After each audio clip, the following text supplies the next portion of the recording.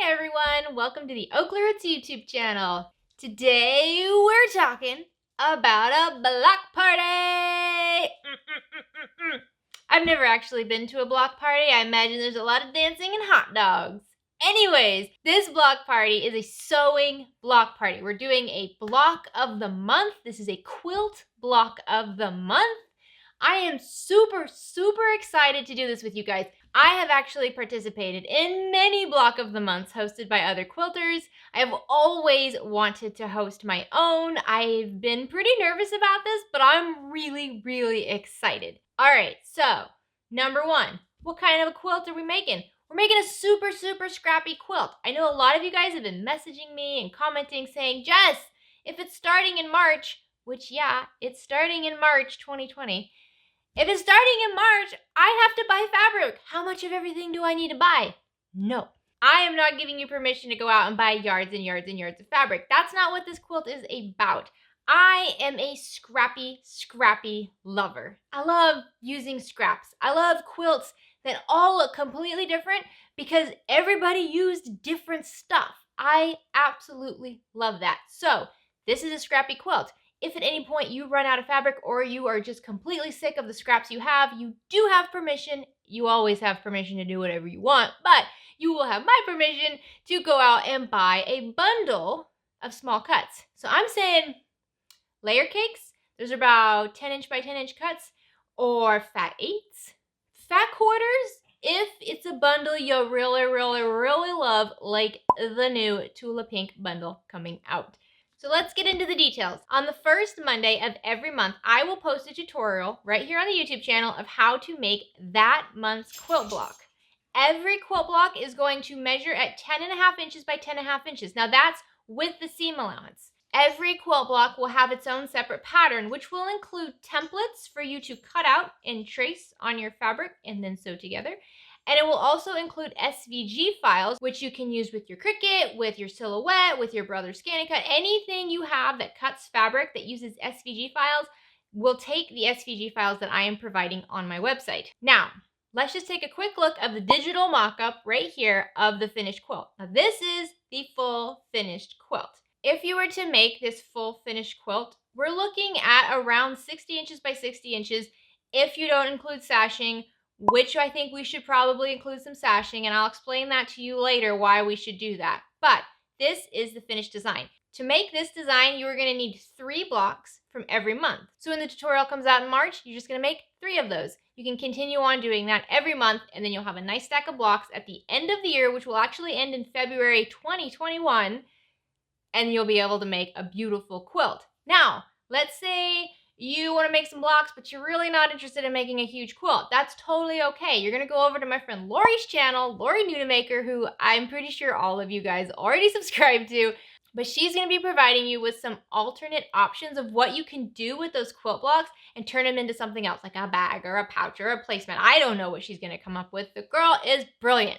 Now, my quilt blocks, some are easy and some are not so easy. There is no English paper piecing. There's no paper templates or sewing on paper, nothing like that. These are cut them out, sew them together, basic. However, some of the blocks do have a lot of pieces.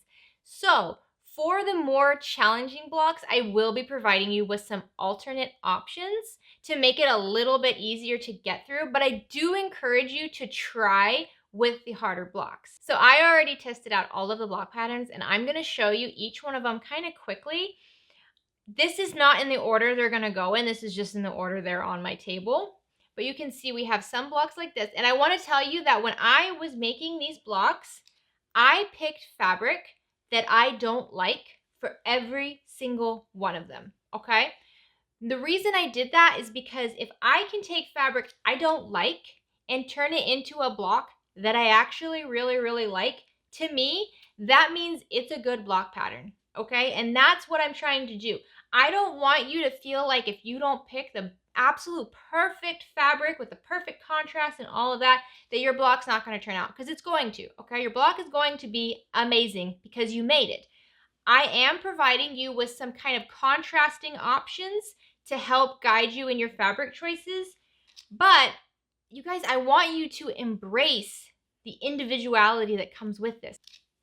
All right, there we go. So those are the blocks. Now, let's talk about quilts for a minute, okay? Quilts take a lot of time to make. They do. I've made a lot of them. They take time.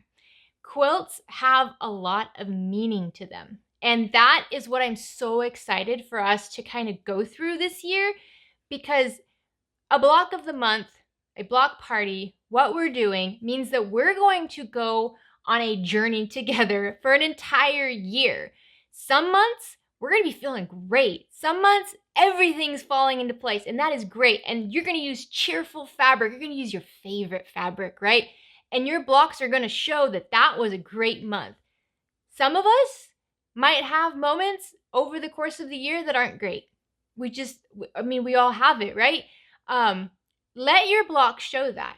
So if you're grieving, if you're confused, if you're angry, when you make these blocks, show that in your blocks. Use colors, use fabric, use designs that express how you're feeling that month. Because when you're done and you have a complete quilt, you have a story of an entire year of your life. And I promise you, later on when you look at your quilt or when you talk to your friends or family about when you were making that quilt, you'll be able to point to a block and say, that's when this happened. That's when we celebrated this. And it's a time capsule that you made. And I absolutely love that. Also, there are 12 block designs here, okay? That's a lot of blocks. And then you're supposed to make 3 of each one of them for a full quilt. That's 36 blocks. Let's say you're on month 3 and you made one of the blocks for month 3, but man, it's just not speaking to you. You don't like it. Every fabric you choose doesn't look good in it, and you just don't want to make 2 more of them. Then don't, okay? Don't make 2 more of them. Find another one of the blocks that you already like. Make those ones. Or hold off and wait for the blocks coming up in the next few months, because one of those might really speak to you and you might decide you want to make a whole bunch of those ones. I don't want anyone to feel constricted to the pattern, all right? I've been part of the quilt community for a long time, and that's one of the things I see the most of. I see people get so worked up and just down on themselves because the seams aren't perfect, the points don't match up, their colors aren't as great as the designer's colors. You guys, you cannot beat yourself up when it comes to quilt making, okay? It's too much work for you to be down on yourself. You put in the work and you should be proud of what you made. So what? Your block doesn't finish at 10.5 inches by 10.5 inches. That's fine. My blocks almost never finish at the size they're supposed to finish at. It's a scrappy quilt, guys. As we go through the months, I'm going to give you some options to increase the size of your block, but I want you to embrace the block that you made. Maybe you made a block, the points don't match up at all, and it's 9.5 inches by 9.5 inches. That's your block. That's the block you're going to stick with. That's the block you're going to love, and that's the block you're going to work with, okay? I want us all to practice being proud of what we've done, even if it doesn't look like what somebody else did, all right? That's kind of my goal with this block of the month. It's going to be a party. It's going to be fun. Yes, there's going to be giveaways, of course, but the biggest thing I want you to take away from this is I want you to be proud of what you have made because you have made it. That's why, okay? That's the biggest lesson I could give any of you guys, is to be proud of what you have made because you have made it, all right? That's what we're doing. So there we go, block of the month. If you follow along every single month from March of 2020 to February 2021, you should end up with 36 blocks. We will then put it together into a quilt, all scraps. Also, guys, this is my first time doing this, so there's gonna be some bumps, all right? We're gonna encounter some bumps. So buckle your seatbelts because it's gonna be a bit of a bumpy ride, but I need you guys to help me. So let's say we're working on a month that has a challenging block and you have made some tweaks to it to make it a little bit different, a little bit better, a little bit easier. If you want to share that, please share that. Don't forget, we have the OklaRoots Creatives Facebook group. I want you to go in there and I want you to share your tweaks. I am not providing you with square and rectangle measurements. So for example, we have a lot of patterns that have squares and rectangles. You can make these using half square triangles, which is where you put 2 squares together, you cut it anyways. I am not providing you with the measurements for that.